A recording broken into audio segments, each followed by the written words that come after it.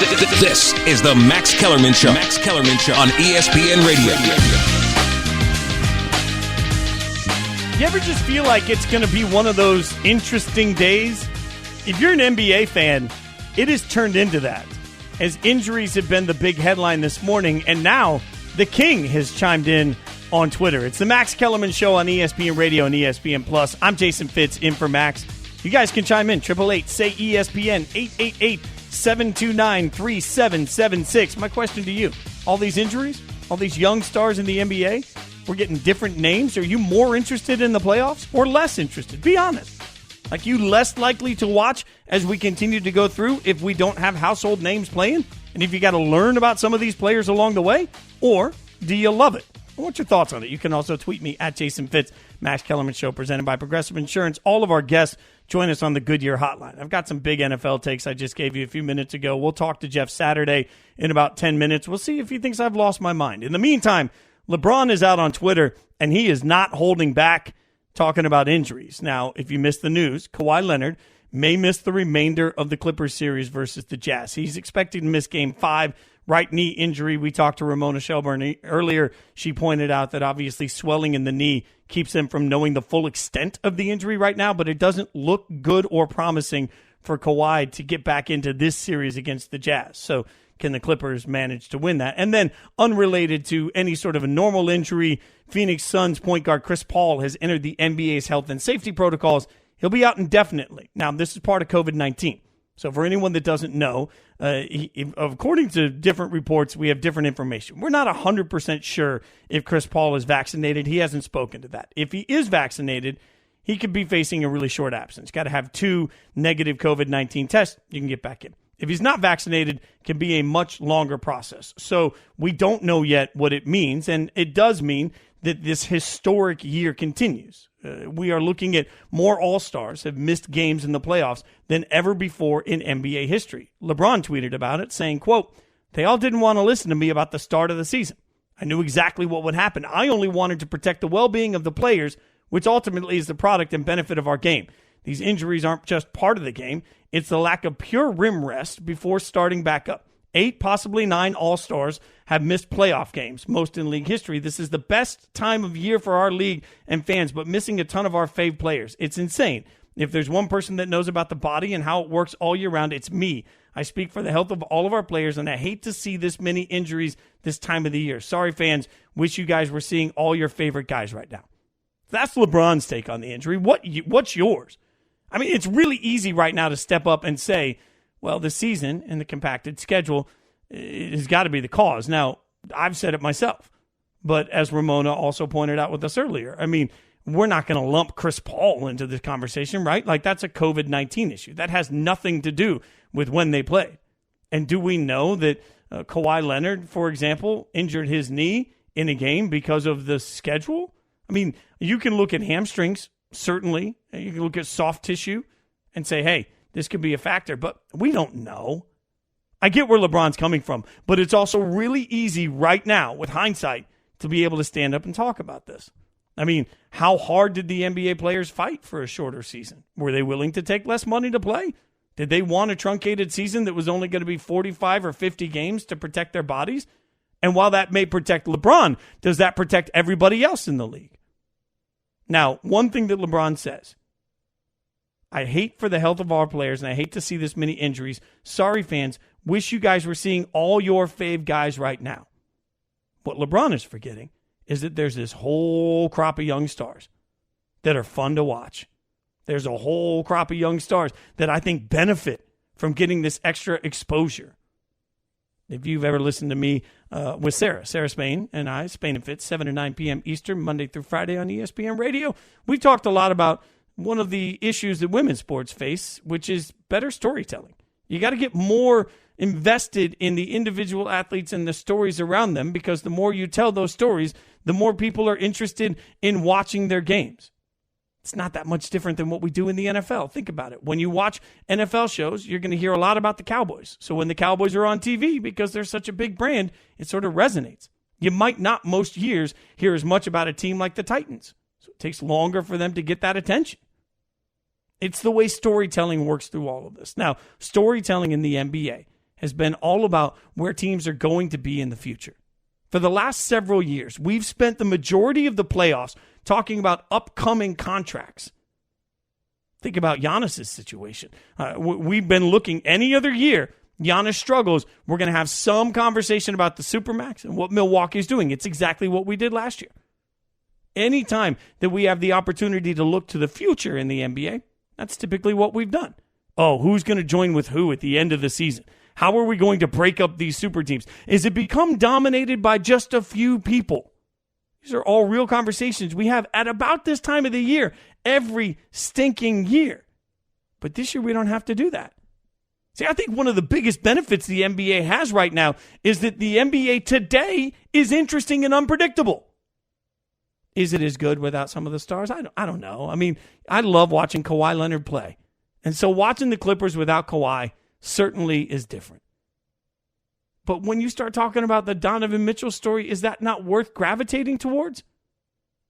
I keep using the Suns as such a big example in my mind because Ayton and Booker weren't really somebody that most people were talking about. But then CP3 goes there. Oh, a known brand. And now all of a sudden, we pay a little more attention to the Suns. Where LeBron sees fault to the product, I see benefit. Maybe not short term, but long term? Oh, heck yes. Long term, you can't tell me that getting young stars opportunities to have bigger audiences doesn't matter. Look at what we saw in the first round with Ja Morant. How many of you guys actually during the regular season thought, you know what, I'm going to sit back and I'm going to watch a Memphis Grizzlies game? I happen to love the guys in Memphis. I get to talk to that station a lot. Jason and John are my boys. So I watch a lot of Grizzlies basketball just because I love hanging out with them. But how many people realistically were discovering Ja Morant, especially casual fans, in the playoffs? How many people had heard of Trae Young, but didn't really know much other than, oh, he's a skinny kid that shoots? And then all of a sudden, what do you see? You see the shush. I said it before, I'll say it again, till I'm blue in the face. Beating the Knicks doesn't make you a legend. Beating the Knicks doesn't make you a hated person in New York. Shushing Spike Lee? Totally different situation. That's why I think the NBA is in this great benefit right now. Young talent gets the chance to emerge. The Max Kellerman Show, presented by Progressive Insurance. Some other big news right now. Stan Van Gundy out after one season with the Pelicans. The New Orleans Pelicans finished 31-41 this last season. Did not make the play-in tournament. Van Gundy's only shot on the sideline there for a team that has some talent. I think we had higher expectations. Cough, Ja Morant in Memphis, right? Like, we expect these young guys to come in and immediately make a difference at a playoff level. Also, Scott Brooks out as the Wizards coach after their contract talks broke down. So, Washington obviously eliminated in the first round. A tough team to figure out. Washington very bad, then very good. But they couldn't come to an agreement on the new deal with the Wizards. So, as a result, he's out as head coach. You end up with a bunch of openings, but the significance of those openings is how many of them involve incredible players. At this point, 5 of the 6 teams with a vacancy in 2021 have an all-star. Sorry, I should say that again. 5 of the 6 teams with the vacancy have a 2021 all-star. So think about that. I mean, you're looking at the Trailblazers are open, the Celtics are open, the Wizards are open, the Pacers are open, Pelicans are open. And the Magic don't have an all-star, but they have 3. They have top 3 lottery odds and the possibility of 2 lottery picks if the Bulls selection doesn't move up. So you're talking about a lot of equity there with head coaching opportunities. I think it's interesting when you look across the board. If you're an NBA prospect as a head coach, man, this is a good time to want to get in.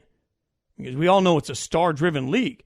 But the flip side of that is when you get in, you better have immediate success. There is absolutely no waiting period to have success with young talent in the NBA. We'll break down some of those different opportunities that are open in a little bit. But I mentioned it earlier. I want to talk to him now. My buddy Jeff Saturday, ESPN NFL analyst, joins us on the Goodyear Hotline. It's the Max Kellerman Show. Jason Fitz sitting in for Max. So, Jeff, hear me out. Okay, I'm gonna give you my thoughts as quickly as I can. And it's not going to be pro player. So I know that this rubs some people the wrong way. But I'm just looking at everything from a business side. If I'm the Packers, knowing that I can get so little compared to what Aaron Rodgers is worth in return, knowing that he'd have to write me a $32 million roughly dollar check to walk away and retire, and knowing that I don't want to speed up the Jordan Love process and I can make Aaron Rodgers the bad guy through all of it, Why would I possibly trade him even if he wants to be traded? You don't. There's no way you trade Aaron Rodgers if you're the Green Bay Packers. Like you are literally sealing your own fate for your job, because he's going to go somewhere, and they'll build a team around him. There'll be success. Your team won't be as successful, or potentially might not be as successful. And then everybody's going to look at you like, hey, look what you just did. And so I 100% agree, Fitz. I think you play the long game and you force him. And I think ultimately Aaron will play this season. I think he is a competitive guy. And I think, when it gets time, when the season starts, everybody's hitting panic and it's June. The truth is none of us even consider really playing until August. And so once you get into that August and early September time frame, the itch comes on and you start feeling and your body clock's telling you, hey, and you're seeing all your boys play and you miss them and you're talking to them. And I think that's ultimately what happens. And I think then, whatever they do this year, they do. I think they are Super Bowl contenders, if not maybe the favorite, especially from a health perspective, if they stay healthy. And when you look at that, you think Jordan Love, even if Jordan Love was successful this season, it's still going to be a failure if you don't get to the NFC Championship game or Super Bowl. I don't think he's going to take that team there. So, to your point, I think that's exactly how they have to play this, and they're in it to do that. You cannot trade him. You have got to force him not to play, because he will make you pay. And that will be a major regret for your organization. Well, and with that being said, we're talking to Jeff Saturday, ESPN NFL analyst. Jeff, I keep looking at the Russ video from yesterday where he comes up, puts his arms around Pete Carroll, and he's like, hey, we're still friends. Can you just immediately kumbaya? Can these things be resolved in a way that everybody can come together? Oh, yeah. Listen, I don't think this is an issue with LaFleur and Rodgers anyway. The truth is it's a very personal business, but it's more from the coaching staff inward, right, to the locker room. Once you get to the management side of the business, whether it be Mark Murphy, general managers, guys in the front office, you don't have day-to-day contact. Now, you might see them, but they can easily avoid you, right? Like everybody knows when the players are in the weight room, the lunch room, the practices, right? So you're not going to completely avoid him. You may come out and watch him practice, but as far as the personal contact, you can definitely limit it where you don't have any type of drama and work your way around, and you just allow LaFleur to do his thing. And listen, they for whatever it is, whether you like him or not, LaFleur and Rodgers' relationship has been extremely productive, and both of those guys understand they're better for it.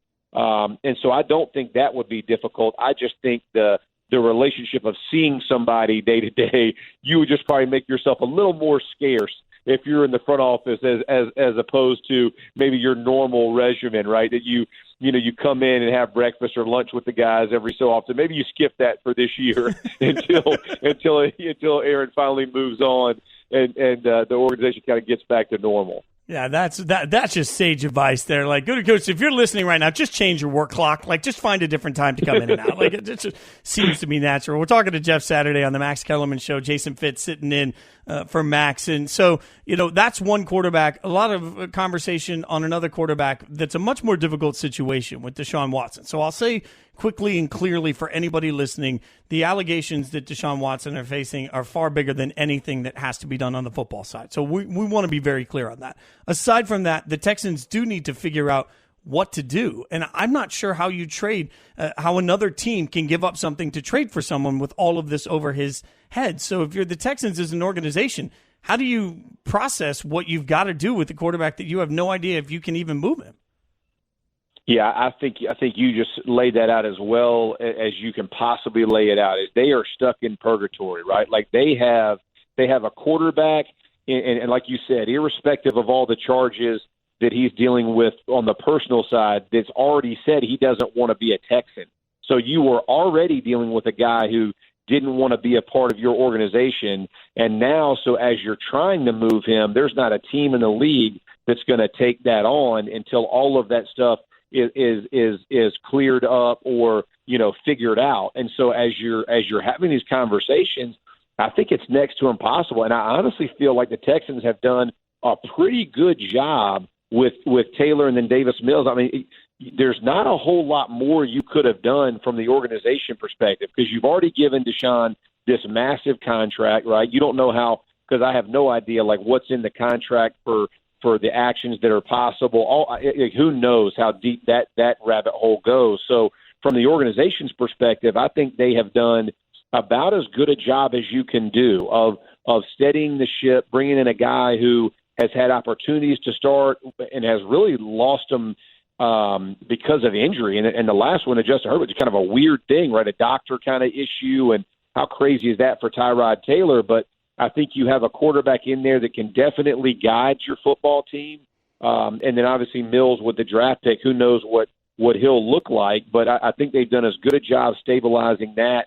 And they are begging for, the suitors, right, whether it be the Dolphins or someone else to take a chance on Deshaun Watson after all of the legal issues are discussed. And who knows from the league's perspective what they're going to do. It's just there's too many unknowns for any team to even be in the thought process of Deshaun Watson right now.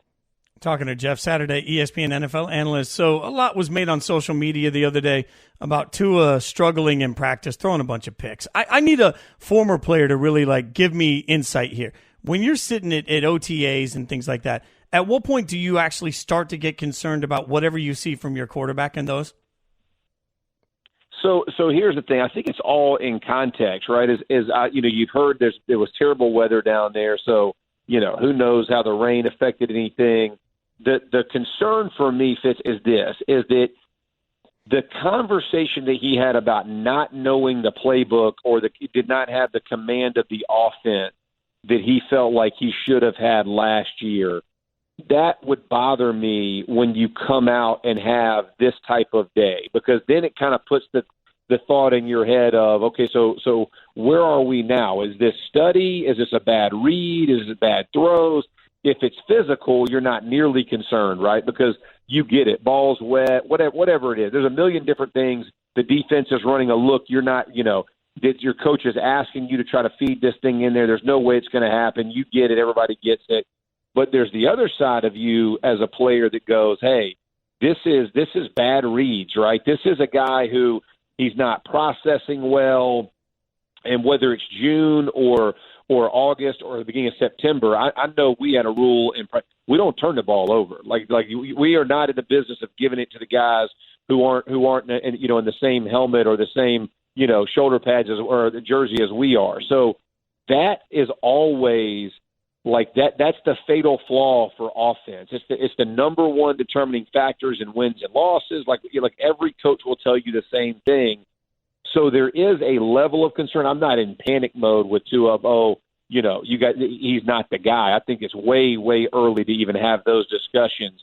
But you just want him to be, to be thougthoughtful in the conversation. You don't have to tell everybody everything, right? You know what I mean? It's I appreciate it being in the media right now, but I would love to just sit there because he's a great kid and go, hey man, I love you, bro. You don't got to tell everybody everything. Let's just keep a couple things close to the vest. We can tell our coach, hey, I want to be stronger in this, but we don't got to be open, to the whole world about where we felt like we were at that moment. You know what I mean? Let's just have a little growing from here, because not everybody is going to be kumbaya, after you say that, right? So let's take a step back. Let's breathe a little bit and keep some things in house. And I'm sure that's what Flores was thinking when he heard it. You know what I mean? Is just don't give anybody ammunition, right? We don't need that. You guys can follow him on Twitter at Saturday Jeff. Jeff, as always, man, I appreciate the time, brother. Get some time off and rest. It's almost fall, and that's going to be brutal. So just get a little rest, brother. You deserve it. Love being with you, brother. Y'all have a great one, man. Appreciate it. The Max Kellerman Show on ESPN Radio, presented by Progressive's Home Insurance. Get your quote at Progressive.com today. All right. Did they get the All-NBA teams right? No doubt. That's coming up next. The football offseason, though, is always wild. With all the trades, free agent signings, new coaching hires, teams have to be excited for the coming season. If you want to hire people that you're really excited about, got an easy solution. Team up with ZipRecruiter. ZipRecruiter's matching technology finds people with the right experience for your job and actively invites them to apply. If only it was that easy for my beloved Raiders. No wonder 4 out of 5 employers who post on ZipRecruiter get a quality candidate within the first day. God, if only finding a quarterback was that easy. To try ZipRecruiter for free, just go to this exclusive web address, ZipRecruiter.com/max. That's again, ZipRecruiter.com/MAX. ZipRecruiter, the smartest way to hire. No Doubt is next on the Max Kellerman Show. No Jason doubt. Fitz sitting in for Max on the ESPN Radio and the ESPN and ESPN Plus. Yeah, that's what we're on. Ready for a new ride, but not sure where to start? Meet the tool that makes car shopping and financing easier. With Capital One Auto Navigator, you can find a car and get pre-qualified instantly. You'll get your real rate and monthly payment without even impacting your credit score. It's so simple, you might feel like you're taking the easy way out. That's because you are. Capital One. What's in your wallet? Terms and conditions apply. Find out more at CapitalOne.com/AutoNavigator. Do you own or rent your home? Sure you do. And I bet it can be hard work. You know it's easy? Bundling policies with Geico. Geico makes it easy to bundle your homeowner's or renter's insurance along with your auto policy. It's a good thing, too, because you already have so much to do around your home. Go to geico.com, get a quote, and see how much you could save. It's Geico easy. Visit geico.com today. That's geico.com. The Max Kellerman Show, the podcast. It's the Max Kellerman Show on ESPN Radio and ESPN Plus. I'm Jason Fitz in for Max. You guys can hang out with me, 888-SAY-ESPN, 888-729-3776. Also, shameless plug, if you've liked any of what you've heard the last couple of days, hang out with me and Sarah Spain. Spain and Fitz, 7 to 9 p.m. Eastern on ESPN Radio. If you missed any of the Max Kellerman Show today, we had a big one. Ramona Shelburne gives you some breaking big news that you need in the NBA. Jeff Saturday and I came together with, I think, the most controversial take you're going to hear about Aaron Rodgers on all of ESPN. You can find both hours of the show posted daily as a podcast, available wherever you listen to your podcasts. Going to get right down to it. We got you covered. Let me tell you what I think it means. No doubt. All right. You know how this works. Raj, come in. You give me the thoughts, and then I give you the doubt or no doubt to it, right? I mean, that's the fun. We got it. That's right. Here's the first one for you. You remember Robbie Anderson and Sam Darnold used to play together for the Jets? Oh, yeah. Well, yeah. So are you buying Robbie Anderson seeing a new glow in Sam Darnold?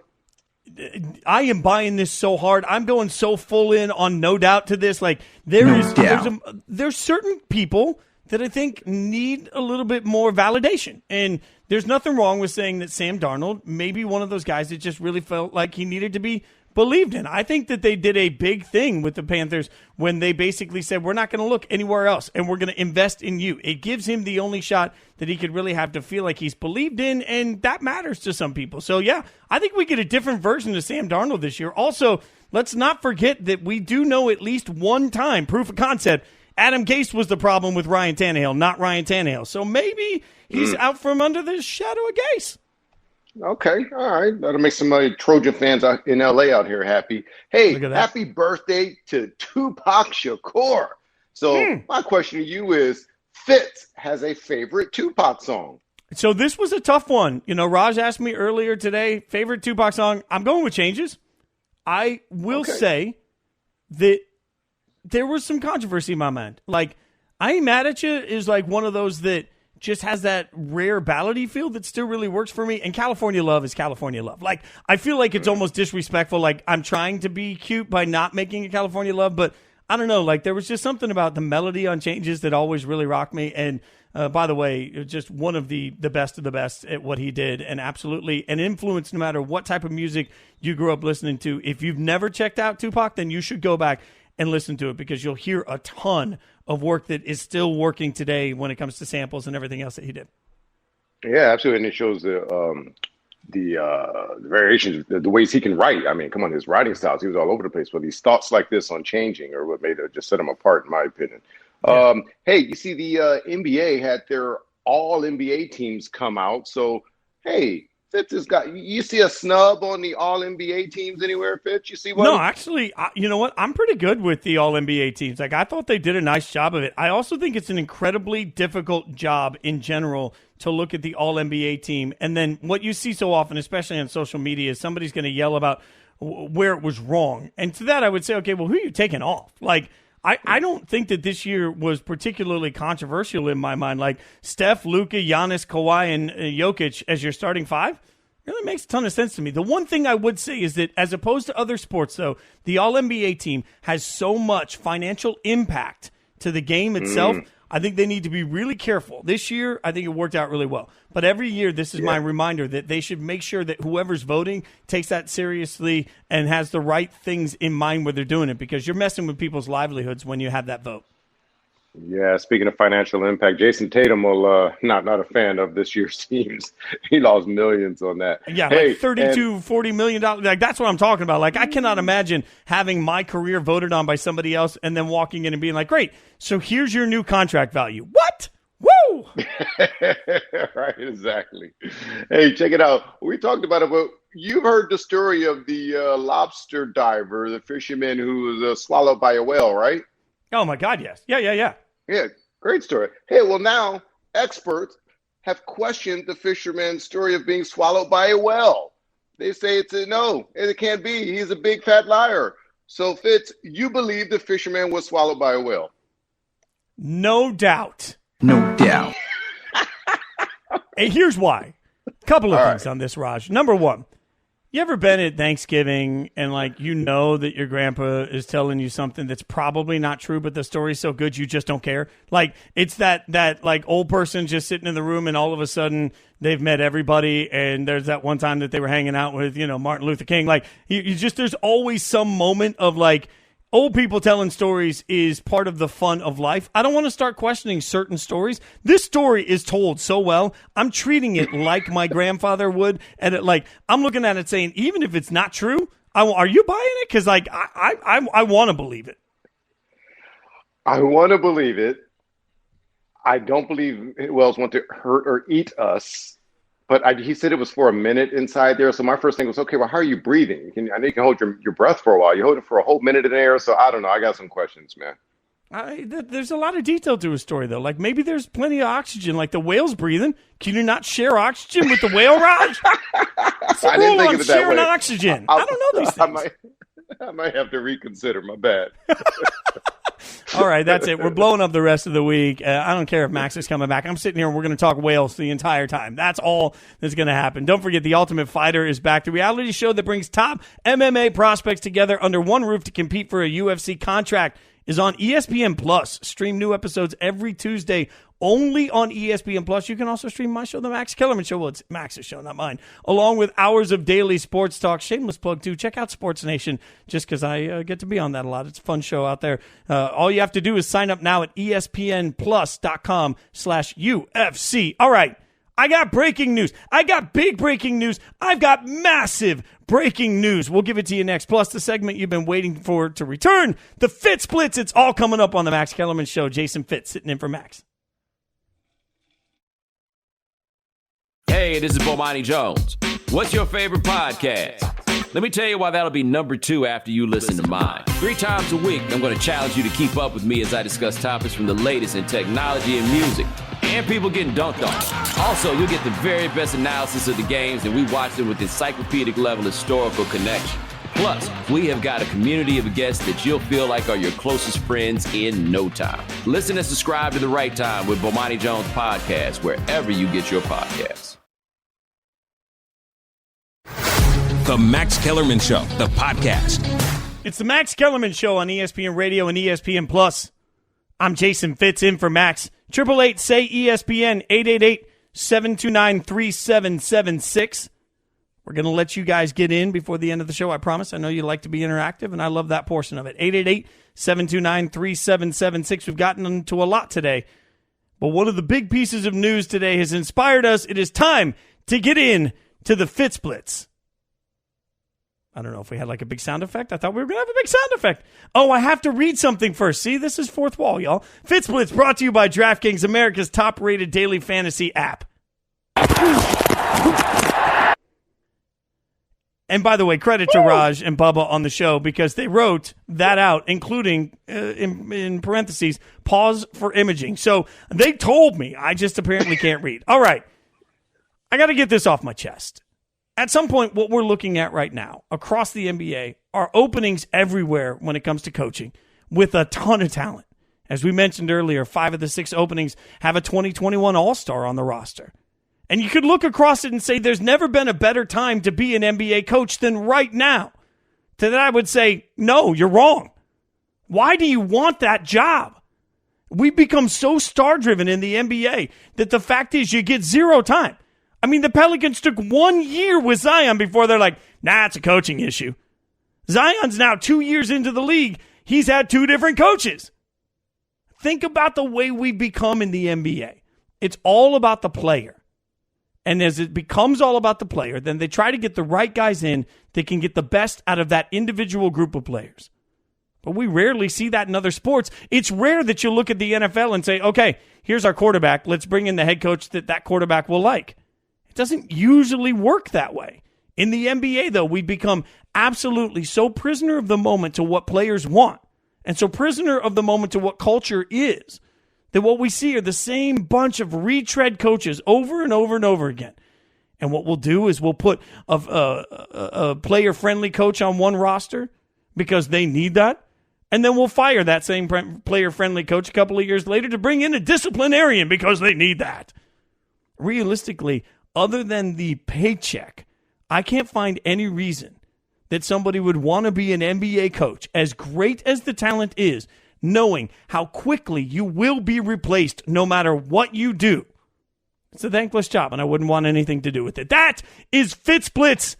Love the fact that we get that in on both sides. Look at that. All right, I want you guys to chime in. 888-SAY-ESPN. Wait. You're not going to compliment on that world-class production first? B and I took all morning to come up with that. I mean, that roll on past it? I mean, can you... You know, it's good. It's good, Bubba. Like I really appreciate it makes me feel a little Tecmo Bowl-ish, which I love. The 80s video game fanatic in me Great loves game. That's the one game, by the way, the Raiders were perfect at. When you are a fan of a bad football team, you become a fan of football video games because it's the only way your team wins the Super Bowl. That's what it's come to for you? Oh my God. Yeah, it came to that years ago. Why do you think I'm so good at Madden? Like the only way I get to see Marcus Allen and Bo Jackson. Bo Jackson. Which one are you going to defend?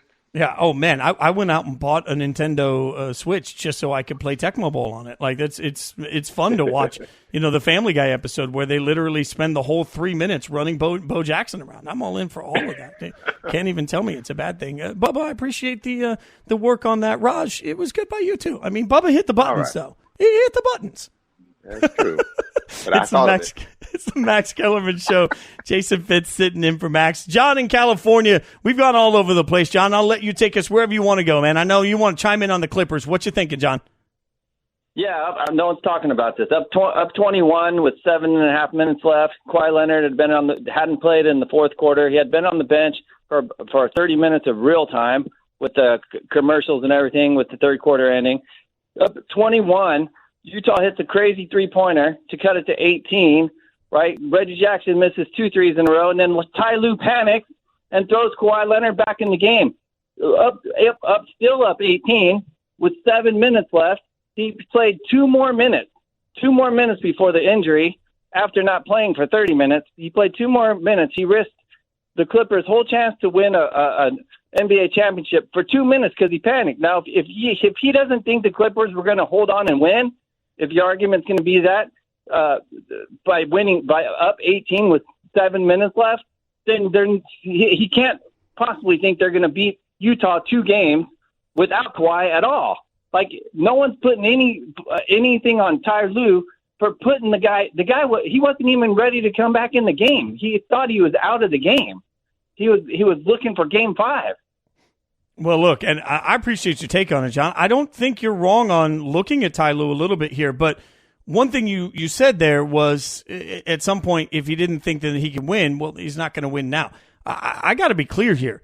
If Kawhi Leonard doesn't play, then there's no chance the Clippers win this series. I mean, to me, there's literally none. Just stick a fork in it. It's done. Wait to see next year. Take advantage of getting a little extra time to get healthy. You aren't beating this team without Kawhi Leonard. To me, that's clear. And frankly, from a coaching standpoint, I think you got to look at it like this is a lose-lose situation. If they were crumbling at that point, if they crumble through all the way through and they don't get the win, then we're all going to be looking at Ty Lue saying, well, you pulled everybody too early and all of a sudden you let him back in the game.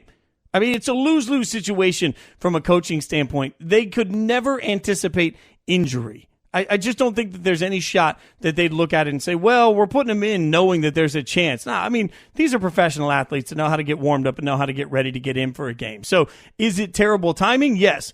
Is it a bad move in hindsight? Yeah, but no matter what, it was going to be a bad move either way. I struggle to see what else could have been done. And realistically, again, this comes back to what every single team has been dealing with. The one comfort I can give you, Clippers fans, is that you're dealing with the same thing the rest of the NBA is dealing with. At some point, you got to look around and say, that's what this year is. This year is going to be defined not by who the best team was, but by which team was able to survive the rash of injuries. I said yesterday, I thought being healthy would be enough for Milwaukee. Well, it wasn't because of what the Nets did in an absolutely epic performance by KD. So now the question is, can Paul George do the same thing? I don't know if that's possible. Realistically, I keep looking at it saying there is no chance that the Clippers have enough depth now to win this series without Kawhi. I appreciate you guys hanging out with us. Check out Spain and Fit 7 or 9 p.m. Eastern. But coming up next, Janae and Junior will get you caught up on all the news you need to know. Thanks so much for hanging out. The Max Kellerman Show, the podcast. Hey, this is Bomani Jones. What's your favorite podcast? Let me tell you why that'll be number 2 after you listen to mine. 3 times a week, I'm going to challenge you to keep up with me as I discuss topics from the latest in technology and music, and people getting dunked on. Also, you'll get the very best analysis of the games, and we watch them with encyclopedic level historical connection.